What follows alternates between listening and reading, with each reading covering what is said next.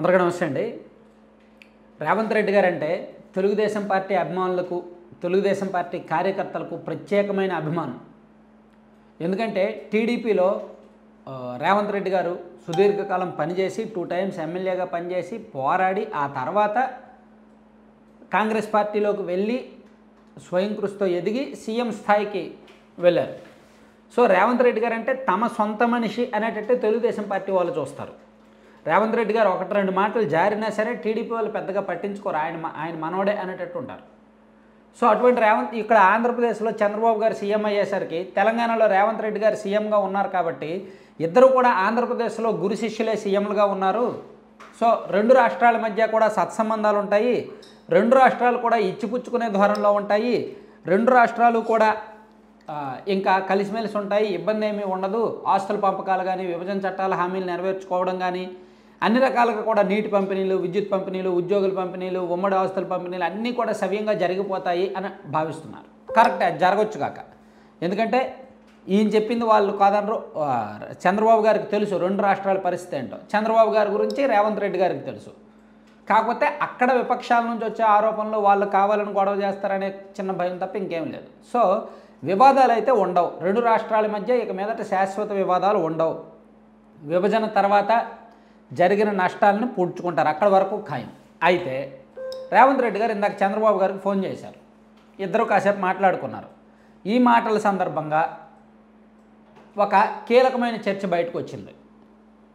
చంద్రబాబు గారికి రేవంత్ రెడ్డి గారు శుభాకాంక్షలు చెప్పారు, ఒకరినొకరు సహకరించుకుందామన్నారు, అన్ని విషయాలు మాట్లాడుకుందామన్నారు, కలుద్దాం అనుకున్నారు, అన్నీ బాగానే అయింది. అయితే చంద్రబాబు గారి ప్రమాణ స్వీకారానికి రేవంత్ రెడ్డి గారు వస్తారా రారా, ఇది చాలామందిలో ఉన్న ప్రశ్న. టీడీపీ కేడర్ 99% ఆయన రావాలనే కోరుకుంటున్నారు. రేవంత్ రెడ్డి గారు కూడా చంద్రబాబు గారి ప్రమాణ స్వీకారానికి వస్తే బాగుంటుంది అనే కోరుకుంటున్నారు. చంద్రబాబు గారు కూడా ఆయన్ని పిలవాలనే ఉంటుంది, రేవంత్ రెడ్డి గారికి కూడా రావాలనే ఉంటుంది. కానీ ఒక్క కండిషన్, రేవంత్ రెడ్డి గారు చంద్రబాబు గారికి ఇంటర్నల్గా ఒక మాట చెప్పారంట. ఎన్డీఏ భాగస్వామిగా ఉన్న మీరు ప్రమాణ స్వీకారం చేస్తే నేను ఎలా రాగలను?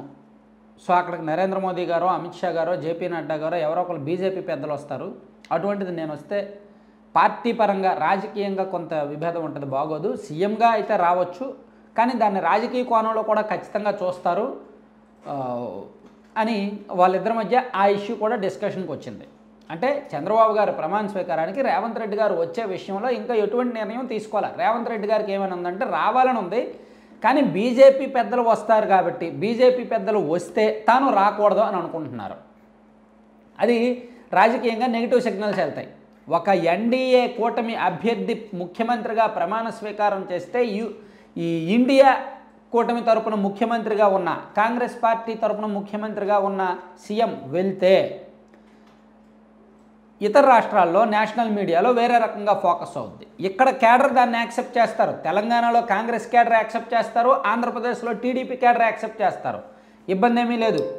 తెలంగాణలో కూడా బీజేపీ వాళ్ళు ఏమీ అనరు, ఎందుకంటే బీజేపీ కూడా ఎన్డీఏలో భాగస్వామే, టీడీపీ కూడా ఎన్డీఏలో భాగస్వామే కాబట్టి పెద్దగా బీజేపీ వాళ్ళు రేవంత్ రెడ్డి గారిని టార్గెట్ చేయరు, కానీ బీఆర్ఎస్ వాళ్ళు టార్గెట్ చేస్తారు.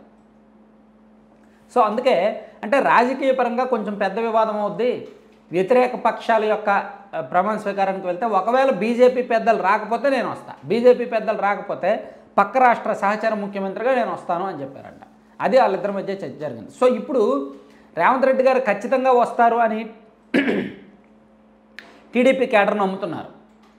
ఆంధ్రప్రదేశ్లో చంద్రబాబు గారు గెలిచిన తర్వాత చంద్రబాబు గారి ప్రమాణ స్వీకారానికి సంబంధించిన చర్చ జరుగుతున్న ప్రతిసారి కూడా రేవంత్ రెడ్డి గారు వస్తారు, రేవంత్ రెడ్డి గారు వస్తారు. ఇద్దరు కూడా పక్క పక్కన, ఒకరేమో సీఎం హోదాలో, మరొకరేమో సీఎం ప్రమాణ స్వీకారోత్సవంలో ఉంటే బాగుంటుంది అని టీడీపీ కేడర్ కోరుకున్నారు. దానికి రేవంత్ రెడ్డి గారు కూడా కొన్ని కండిషన్స్ పెట్టారు, ఫస్టే పెట్టారు. సో ఈరోజు మాటల్లో కూడా అదే కండిషన్ పెట్టారు. కాబట్టి నాకు తెలిసినంత వరకు రేవంత్ రెడ్డి గారు చంద్రబాబు గారి ప్రమాణ స్వీకారానికి వచ్చే అవకాశం లేదు, రారు. 99% వచ్చే అవకాశం లేదు. బీజేపీ పెద్దలు రాకపోతే, వేరే వ్యతిరేక శక్తులు, వ్యతిరేక రాజకీయ పక్షాలు లేకపోతే ఆయన వస్తారు. ఏం జరుగుతుందని చూడాలి. Thank you.